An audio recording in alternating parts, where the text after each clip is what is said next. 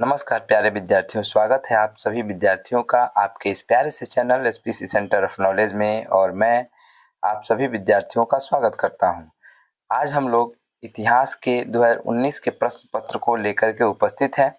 तो अगर आप हमारे चैनल पर पहली बार हैं तो चैनल को सब्सक्राइब करके बेल आइकन को प्रेस कर लीजिए, ताकि नोटिफिकेशन जो है आप तक समयानुसार पहुंचता रहे और आप अपने 2026 बोर्ड की एग्जाम की तैयारी बेहतरीन तरीके से करते रहें। तो आज हम लोग हिस्ट्री के प्रश्न पत्र को सॉल्व करने वाले हैं।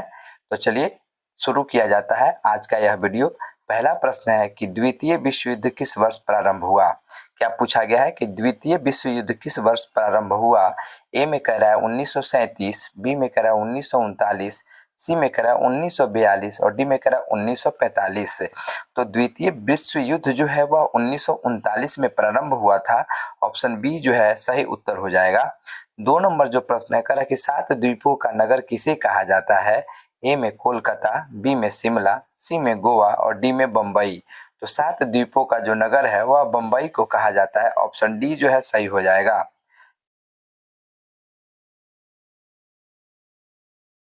3 नंबर प्रश्न कह रहा है कि महात्मा गांधी का जन्म कब हुआ था। ए में 2 अक्टूबर 1869 को, बी में 2 अक्टूबर 1866 को, 3 में 2 अक्टूबर 1879 को और 4 में 2 अक्टूबर 1870 को। तो गांधी जी का जन्म 2 अक्टूबर 1869 को हुआ था, इसलिए ऑप्शन ए इसका सही जवाब हो जाएगा। 4 नंबर क्वेश्चन कह रहा है कि इब्न बतूता ने अपनी यात्रा का विवरण किस भाषा में लिखा था। ए में अरबी, बी में फारसी, सी में उर्दू और डी में अंग्रेजी।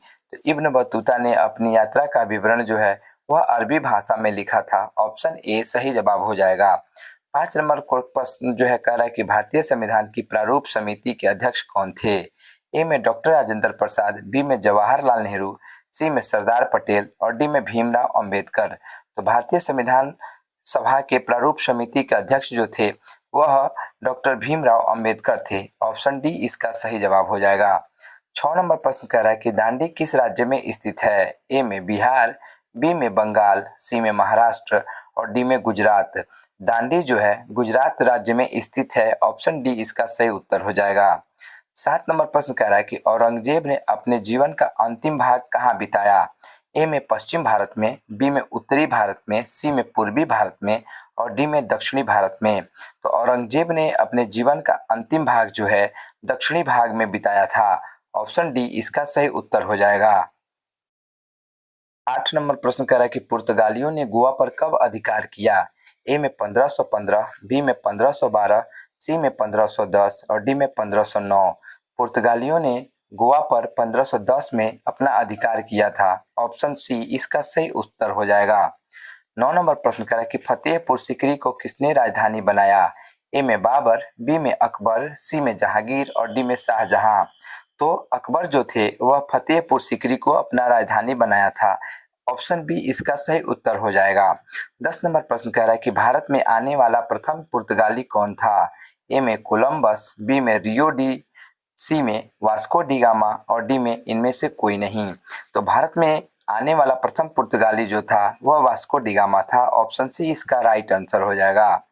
11 नंबर प्रश्न कह रहा है कि बंगाल के विभाजन की घोषणा किस वर्ष हुई थी। क्या कह रहा है, बंगाल विभाजन की घोषणा किस वर्ष हुई थी। ए में 1904, बी में 1911, सी में 1906 और डी में 1905। तो बंगाल विभाजन की घोषणा जो है वह 1905 ईस्वी में हुई थी। ऑप्शन डी इसका सही उत्तर हो जाएगा। 12 नंबर प्रश्न कह रहा है कि असहयोग आंदोलन किस वर्ष शुरू हुआ था। ए में 1916 ईस्वी, बी में 1930 ईस्वी, सी में 1942 ईस्वी और डी में 1920 ईस्वी। तो असहयोग आंदोलन जो है वह 1920 ईस्वी में शुरू हुआ था। ऑप्शन डी इसका राइट आंसर हो जाएगा। 13 नंबर प्रश्न कह रहा है कि पाकिस्तान का प्रथम प्रधानमंत्री कौन था। ए में मोहम्मद अली जिन्ना, बी में लियाकत अली, सी में इकबाल अहमद और डी में मौलाना आजाद। पाकिस्तान का प्रथम प्रधानमंत्री लियाकत अली थे। ऑप्शन बी इसका राइट आंसर होगा। 14 नंबर प्रश्न कह रहा है कि ख्वाजा मोइनुद्दीन चिश्ती की दरगाह कहाँ है। ए में दिल्ली, बी में आगरा, सी में जयपुर और डी में अजमेर। ख्वाजा मोइनुद्दीन चिश्ती की दरगाह जो है वह अजमेर में है। ऑप्शन डी इसका सही उत्तर हो जाएगा। 15 नंबर प्रश्न कह रहा है कि श्वेतांबर एवं दिगंबर का संबंध किस धर्म से है। ए में कह रहा है बौद्ध धर्म से, बी में कह रहा है जैन धर्म से, सी में कह रहा है ईसाई धर्म से और डी में कह रहा है इनमें से सभी। तो श्वेतांबर और दिगंबर का संबंध जो है वह जैन धर्म से है। ऑप्शन बी इसका सही उत्तर हो जाएगा। नंबर प्रश्न करा है कि हड़प्पा सभ्यता में विशाल स्नानागार के अवशेष कहाँ से प्राप्त हुए। ए में रोपड़, बी में मोहनजोदड़ो, सी में कालीबंगा और डी में लोथल। इसका सही आंसर जो है वह मोहनजोदड़ो हो जाएगा। Option B. 17 नंबर प्रश्न कह रहा है कि लोथल किस नदी के किनारे स्थित है। क्या कह रहा है लोथल जो है किस नदी के किनारे स्थित है। ए में सिंधु, बी में ब्यास, सी में भोगवा और डी में रावी। लोथल जो है भोगवा नदी के किनारे स्थित है। ऑप्शन सी जो है इसका सही आंसर हो जाएगा। अगला प्रश्न कह रहा है कि निजामुद्दीन औलिया किस सूफी सिलसिले से संबंधित है। ए में चिश्ती, बी में सुहरावर्दी, सी में कादिरी और डी में इनमें से कोई नहीं। तो यह निजामुद्दीन औलिया जो थे वह चिश्ती संप्रदाय से जुड़े हुए थे। ऑप्शन ए इसका सही उत्तर हो जाएगा। अगला प्रश्न है कि गोपुरम का संबंध किससे है। ए में व्यापार से, बी में गाय से, सी में मंदिर से और डी में नगर से। गौपुरम का संबंध जो है वह मंदिरों से है। ऑप्शन सी इसका सही उत्तर होगा। 20 नंबर प्रश्न कर रहा है कि पुराणों की संख्या कितनी है। ए में 16, बी में 18, सी में 19 और डी में 20। पुराणों की संख्या जो है वह 18 है। ऑप्शन बी इसका सही उत्तर होगा। 21 नंबर प्रश्न कह रहा है कि तलवंडी में किसका जन्म स्थान है। ए में कबीर, बी में रायदास, सी में मीरा और डी में गुरु नानक। तो तलवंडी में गुरु नानक का जन्म स्थान है। ऑप्शन डी इसका सही उत्तर होगा। 22 नंबर प्रश्न कह रहा है कि गुप्त काल में कौन चीनी यात्री भारत आया था। ए में इतिसंग, बी में फाहयान, सी में ह्वेनसांग और डी में इनमें से कोई नहीं। फाहयान जो था गुप्त काल में भारत आया था। ऑप्शन बी इसका राइट आंसर होगा। 23 नंबर प्रश्न कह रहा है कि हड़प्पा सभ्यता किस युग की सभ्यता है। ए में कांस्य युग, ए में लौह युग, बी में कांस्य युग, सी में ए और बी दोनों और डी में इनमें से कोई नहीं। तो हड़प्पा सभ्यता जो है कांस्य युगीन सभ्यता मानी जाती है। ऑप्शन बी इसका सही उत्तर होगा। 22 नंबर प्रश्न में पूछा गया है कि गुप्त काल में कौन चीनी यात्री भारत आया था। तो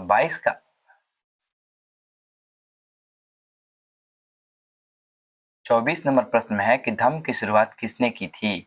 ए में चंद्रगुप्त मौर्य ने, बी में चंद्रगुप्त विक्रमादित्य ने, सी में अशोक ने और डी में कनिष्क ने। तो धम्म की शुरुआत जो था वह अशोक के द्वारा की गई थी। ऑप्शन सी इसका सही उत्तर होगा। 25 नंबर प्रश्न कह रहा है कि चंपारण सत्याग्रह का संबंध किस राज्य से है। ए में महाराष्ट्र, बी में गुजरात, सी में पंजाब और डी में बिहार। तो चंपारण सत्याग्रह का संबंध जो है बिहार। 26 नंबर प्रश्न कह रहा है कि अकबर ने टोडरमल को दीवाने अशरफ कब नियुक्त किया। क्या कह रहा है कि अकबर ने टोडरमल को दीवान ए अशरफ कब नियुक्त किया। ए में 1582, बी में 1583, सी में 1584 और डी में 1585। तो टोडरमल को दीवान ए अशरफ अकबर के द्वारा 1582 ईस्वी में नियुक्त किया गया था। ऑप्शन ए इसका सही उत्तर होगा। 27 नंबर प्रश्न कह रहा है कि इंडिका के लेखक कौन थे। ए में कौटिल्य, बी में मेगास्थनीज, सी में अलबरूनी और डी में इनमें से कोई नहीं। इंडिका के लेखक जो थे वह मेगास्थनीज थे। ऑप्शन बी इसका राइट आंसर होगा। 28 नंबर प्रश्न कह रहा है कि कार्नवालिस कोड कब बना था। ए में 1775, बी में 1793, सी में 1797 और डी में 1805। कार्नवालिस कोड जो था वह 1793 ईस्वी में बना था। ऑप्शन बी इसका राइट आंसर होगा। 29 नंबर प्रश्न कह रहा है कि द ग्रेट रिवोल्ट नामक पुस्तक के लेखक कौन है। ए में पट्टाभी सीतारमैया, बी में अशोक मेहता, सी में जेम्स आउटरम और डी में रॉबर्ट्स। तो द ग्रेट रिवोल्ट्स नामक पुस्तक के लेखक अशोक मेहता है। ऑप्शन बी इसका राइट आंसर हो जाएगा। 30 नंबर प्रश्न कह रहा है कि मुस्लिम लीग की स्थापना किस वर्ष हुई थी। ए में 1885, बी में 1906, सी में 1915 और डी में 1919। मुस्लिम लीग की स्थापना 1906 ईस्वी में हुई थी। ऑप्शन बी इसका सही उत्तर हो जाएगा। 31 नंबर प्रश्न में कह रहा है कि अलबरूनी किसके साथ भारत आया था। ए में महमूद गजनी, बी में मोहम्मद गोरी, सी में तैमूर और डी में मोहम्मद बिन कासिम। अलबरूनी जो था वह मोहम्मद महमूद गजनी के साथ भारत आया था। ऑप्शन ए इसका सही उत्तर हो जाएगा। 32 नंबर प्रश्न में पूछा गया है आइन ए अकबरी के लेखक कौन है? ए में बदायूं, बी में अकबर, सी में अबुल फजल और डी में फैजी। आइन ए अकबरी के लेखक जो हैं वह अबुल फजल हैं। ऑप्शन सी इसका सही उत्तर हो जाएगा। अगला प्रश्न है कि सिंधु घाटी के निवासियों को किस धातु का ज्ञान नहीं था? ए में सोना, बी में चांदी, डी में लोहा और डी में तांबा। तो सिंधु घाटी निवासियों के जिस धातु का ज्ञान नहीं था वह है लोहा। ऑप्शन सी इसका सही उत्तर हो जाएगा। संथाल विद्रोह किस वर्ष हुआ था? ए में 1832, बी में 1841, सी में 1851 और डी में 1853।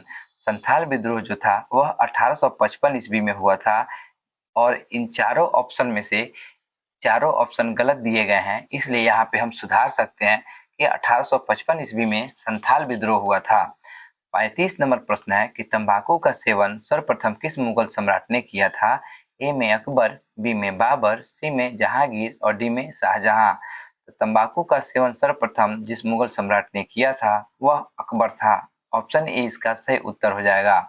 36 नंबर प्रश्न में पूछा गया है 1857 का विद्रोह का तत्कालिक कारण क्या था? ए में सती प्रथा का अंत, बी में व्यापगत का सिद्धांत, सी में चर्बी वाला कारतूस और डी में इनमें से कोई नहीं। तो इसमें जो है 1857 के तत्कालिक कारण जो है चर्बी वाले कारतूस को माना जाता है। ऑप्शन सी यहाँ सही उत्तर हो जाएगा। 37 नंबर प्रश्न कर रहा है कि श्रीमद् भगवत गीता के महत्व पर किसने विचार व्यक्त किया था? ए में महात्मा गांधी, बी में विवेकानंद, सी में बाल गंगाधर तिलक और डी में इनमें से सभी। तो यहाँ पे जो सही आंसर है वह हो जाएगा इनमें से सभी, डी। चलिए 38 नंबर प्रश्न कह रहा है कि अकबर ने दीन ए इलाही कब प्रारंभ किया? ए में 1562, बी में 1564, सी में 1579 और डी में 1581। अकबर ने दीन ए इलाही जो है वह 1582 ईस्वी में शुरू किया था, इसलिए हम यहाँ पे 1582 करेंगे और इसमें भी यह आंसर जो है नहीं दिया गया है। 39 नंबर प्रश्न में पूछा गया है महलवाड़ी बंदोबस्त किसके द्वारा लागू किया गया था? ए में मार्टिन वर्ड, बी में रीड, सी में मुनरो और डी में बुकानन। इन चारों ऑप्शनों में से चारों ऑप्शन गलत हैं क्योंकि विलियम बेंटिक के द्वारा महलवाड़ी बंदोबस्त लागू किया गया था। तो यहाँ पे चारों ऑप्शन जो है गलत है।